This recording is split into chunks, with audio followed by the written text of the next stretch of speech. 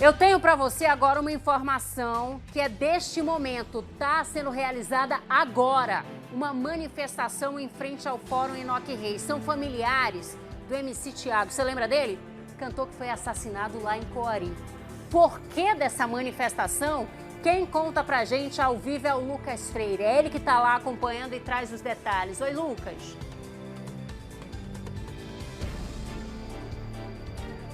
Isso mesmo, Larissa. A família do Thiago Gabriel dos Santos Braga esteve aqui desde as primeiras horas ali da manhã. Foi solicitada aqui uma reunião aqui, uma espécie de manifestação em prol aí a vida do Thiago Gabriel dos Santos Braga, que foi morto pelo Patrick Silva. Larissa, nós falamos sobre esse caso, tá com mais ou menos um mês, inclusive houve uma coletiva na sede da Delegacia Geral para falar sobre essa situação da morte do Thiago. Só para a gente lembrar, quem está em casa, essa morte aconteceu no dia 29 de maio, já se passou mais de um mês.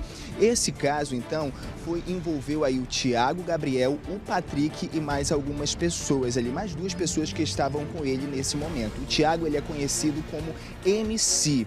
Com a família aqui passou essas informações pra gente, era conhecido como MC, cantor. E o que aconteceu, Larissa? Foi ali durante uma noite ali de festas, né, de bebidas alcoólicas, que houve esse desentendimento por conta aí do Patrick relacionado ao Thiago. De acordo ainda com a polícia, nós estivemos na coletiva logo no início do mês de maio, o delegado falou sobre a motivação dessa morte de Thiago ter sido o ciúme do Patrick, porque o Patrick, ele tinha uma companheira, essa companheira que inclusive estava no dia ali que a morte do Thiago acabou acontecendo. O Thiago eles estavam juntos ali e ali depois de algum certo momento o Thiago vai ajudar a companheira do Patrick, que segundo a família ela sofria ali maus tratos por conta do Patrick. Ele vai ajudar. Quando o Patrick volta pro apartamento, ele vê aquela cena e ele se revolta. Ele pega uma faca e aí esfaqueia o Thiago Gabriel, que tenta ainda sobreviver. Ele tentou ainda correr para pedir ajuda, mas depois de algum momento ele acabou morrendo no local. Nós estamos aqui com a família, com o advogado. Eu vou falar primeiramente com o advogado, porque o doutor Alexandre Torres Júnior, que está acompanhando esse caso, ele que está tentando ajudar a família, porque o que acontece? O Patrick, ele foi preso, né? Nós fizemos essa coletiva, falamos sobre a prisão do Patrick, que depois que ele matou o Thiago, ele tentou fugir, saiu de Manaus, pegou uma embarcação e estava indo sentido, Larissa, a Japurá. Ele ia trabalhar ali em um local onde ele já trabalhou, ali pela região de Japurá. Só que quando ele estava passando, os policiais ali da cidade de Coari estavam fazendo patrulhamento nos rios e aí encontraram o Patrick, que foi preso. Eu estou aqui com o doutor Torres porque a prisão dele, né, doutor Torres, estava temporária, foi solicitada uma preventiva, só que o Patrick está solto. E é isso que a família não está entendendo, essa motivação da soltura do Patrick. Muito bom dia. Muito bom dia a todos da Record, agradeço a oportunidade de dar voz à vítima diante desse fato tão importante. Inicialmente, a Polícia Civil logrou êxito na investigação por intermédio da DHS identificar o Patrick.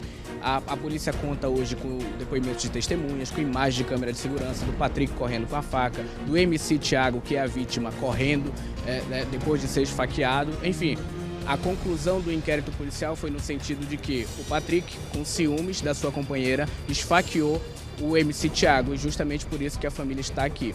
No último domingo nós estivemos também em frente ao Tribunal de Justiça do Estado do Amazonas. Ainda faltavam 2 dias para acabar o prazo para o fim da prisão temporária, que era de apenas 30 dias. A Polícia Civil, no 15º dia de prisão temporária, ou seja, na metade do tempo, em tempo hábil, 2 semanas antes de acabar o prazo, fez um pedido de conversão da prisão temporária em prisão preventiva, que infelizmente por um descaso tanto do Ministério Público quanto do Poder Judiciário sequer foi analisada.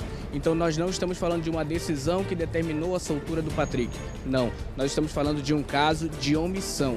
Não houve qualquer tipo de decisão, o Ministério Público não se manifestou de forma alguma dentro dos autos do processo. Da mesma forma, o Poder Judiciário quedou-se inerte, acabou por liberar o Patrick tacitamente porque não falaram nada.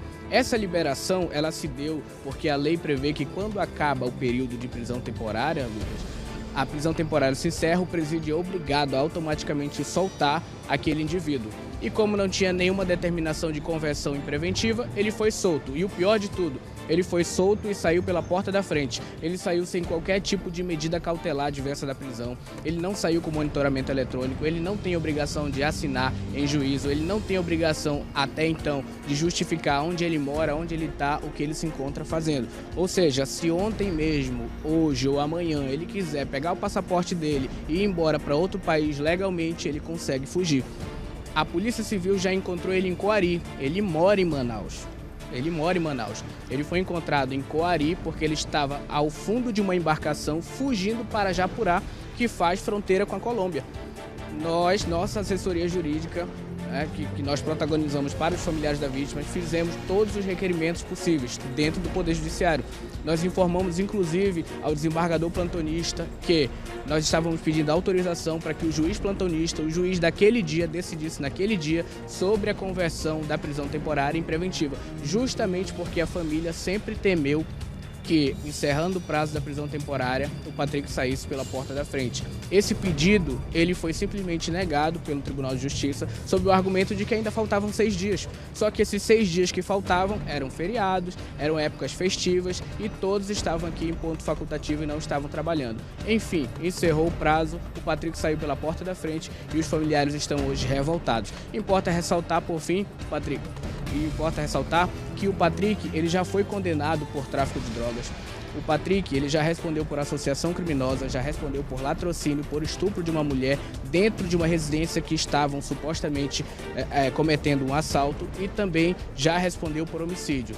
Mesmo com tudo isso, além de preencher os requisitos para a prisão preventiva, porque nitidamente ele estava fugindo, ele também confessou à autoridade policial que deu a estocada, que matou o Thiago. Ainda assim, o Poder Judiciário quedou-se inerte, o Ministério Público também, e a prisão preventiva dele não foi decretada.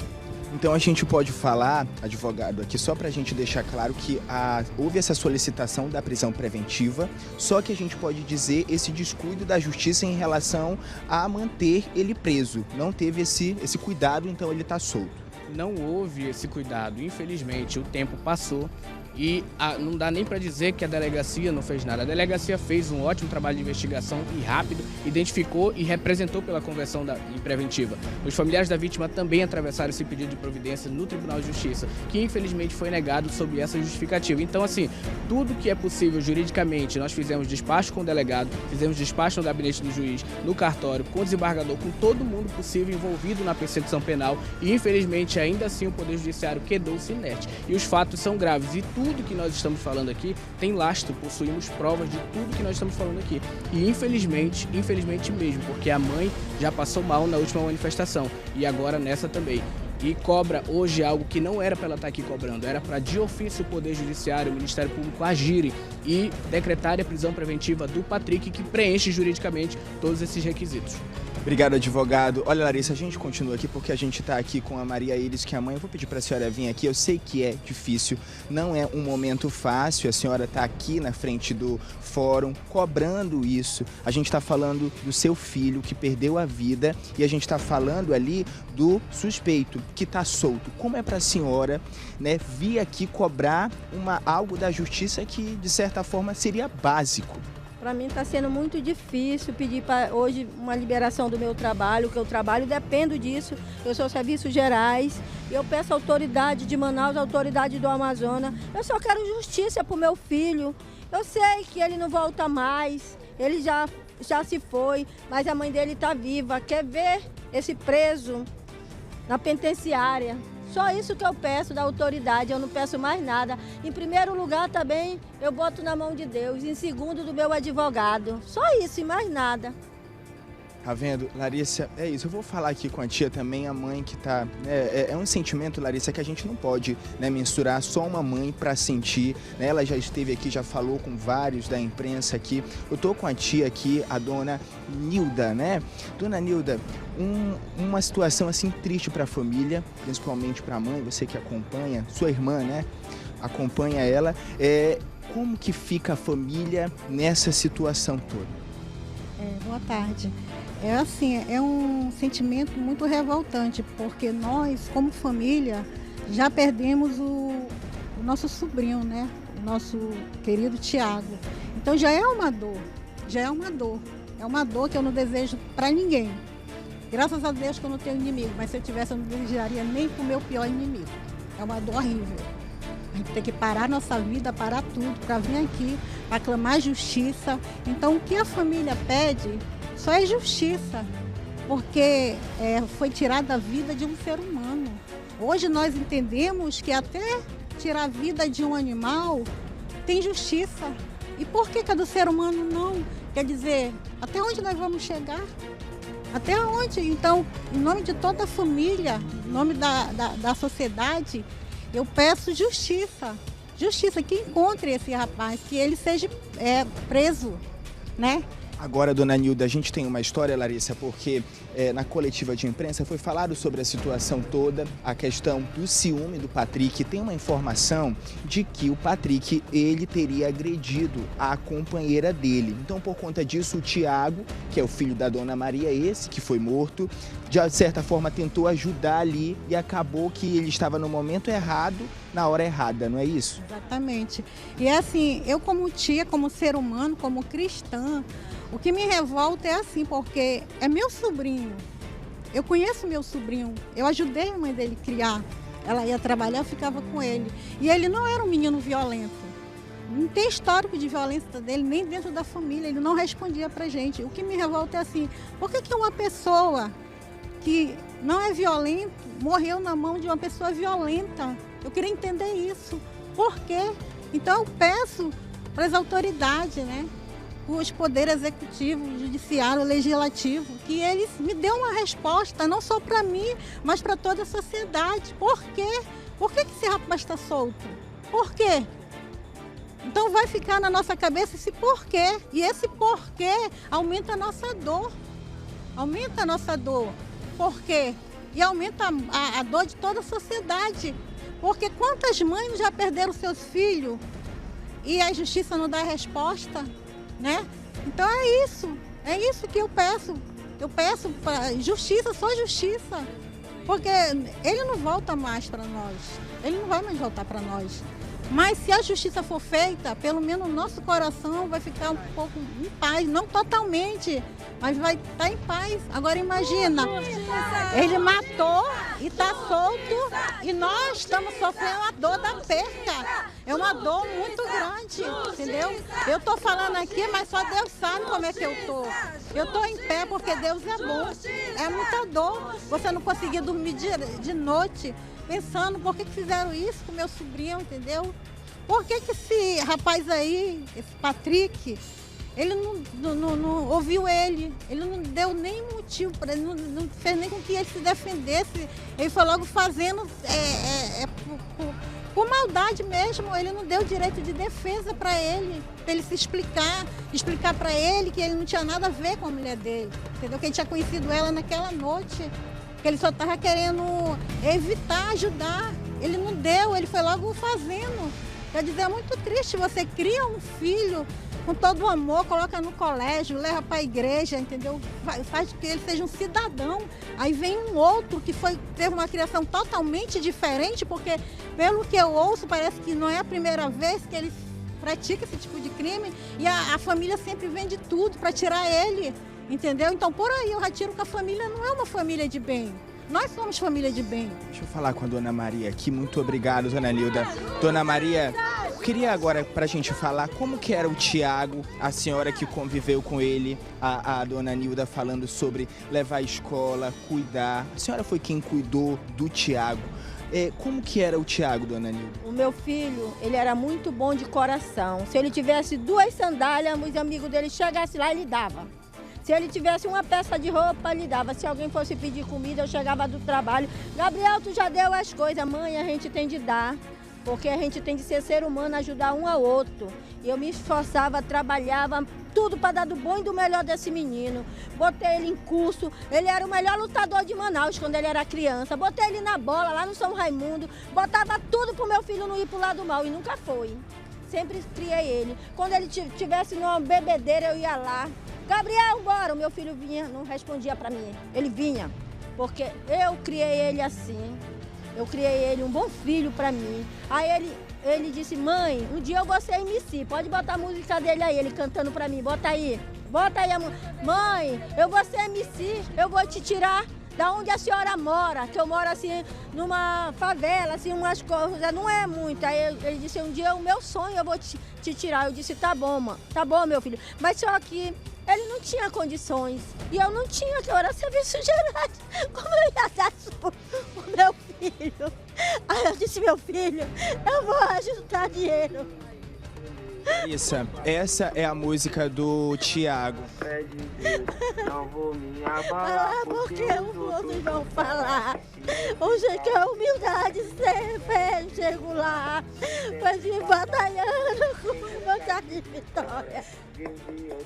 Casa e um carro da hora, eu no perfumado com vontade de falar. Infelizmente. Deus, não era de maldade, como esses MC faz música que não presta, mas meu filho não, fazia pra Deus, pra mim. Oh, meu Deus, por que tiraram meu filho? Por que, Deus? E agora eu moro só, único filho, lavava chão, trabalhava. Nunca meu filho roubar, nunca meu filho... Mãe, eu quero isso. Tá bom, roubaram o iPhone dele. Ele não fez questão de buscar justiça. Tá bom, meu filho, eu trabalho, eu vou te dar outro. Aí eu não tinha condições dele, mais ou menos pra ele. O meu filho não roubar dos outros. Ele ia trabalhar na BIC. Ele tá lá, toda coisa dele. Ele foi assinar o contrato e o homem tirou... Então ele já ia trabalhar, isso? Na BIC, eu tenho tudo lá em casa. Passou no teste que o menino era muito inteligente. Na segunda, ia buscar fada.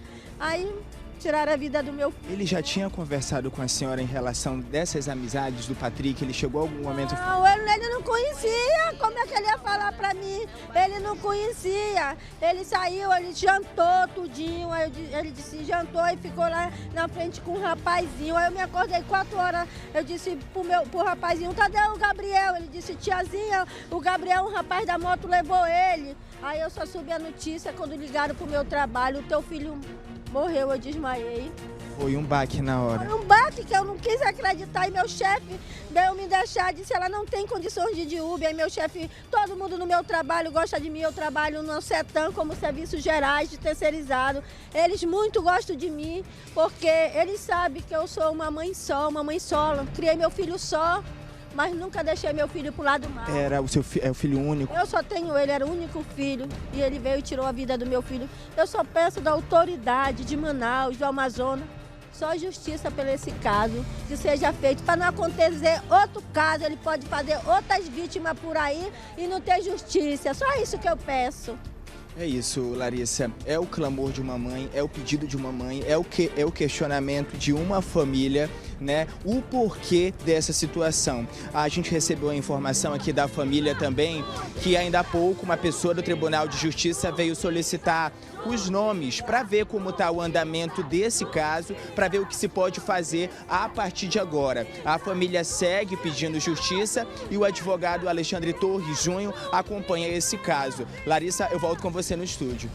Obrigada, viu, Lucas, pelas informações. A família é extremamente sensata, dizendo nada vai trazer o Tiago de volta, absolutamente nada. Mas ele ficar solto, ele sair pela porta da frente, não vai ser responsabilizado. Como é que fica? Agora, sabe o que me chama a atenção? Sabe o que dói? Não existe nenhuma ilegalidade na soltura dele. Mas pensa aqui comigo, existe moralidade nessa ação? Eu quero te convidar para fazer uma reflexão. No caso de um homicídio simples, ele é um crime que você pode pagar fiança para ser liberado. Mas, por exemplo, se houver uma depredação, se houver, por exemplo, um desmatamento em uma área de preservação ambiental, esse crime é inafiançável. Não adianta pagar o valor que for, porque a pessoa não vai ser liberada. E aí, eu não estou dizendo que, não tem que liberar, então não é esse o ponto. Mas a gente está falando de uma vida aqui. E o que determina se é um crime inafiançável, se dá para pagar a fiança ou não? Existe uma brecha na legislação, existe enorme. E essa mãe sabe que essa vida não volta, o Thiago não volta. Mas para que outras mães não sintam a mesma dor que ela está sentindo, ela está lá nesse momento, fazendo uma manifestação com toda a família, com todos os amigos, e vendo essa imagem, a gente tem certeza do quanto o Thiago era querido. E a morte dele não pode ser em vão. A gente entende o recado, a gente entende a mensagem da mãe, a gente entende a mensagem de toda a família. E a gente torce muito para que, de fato, a justiça seja feita.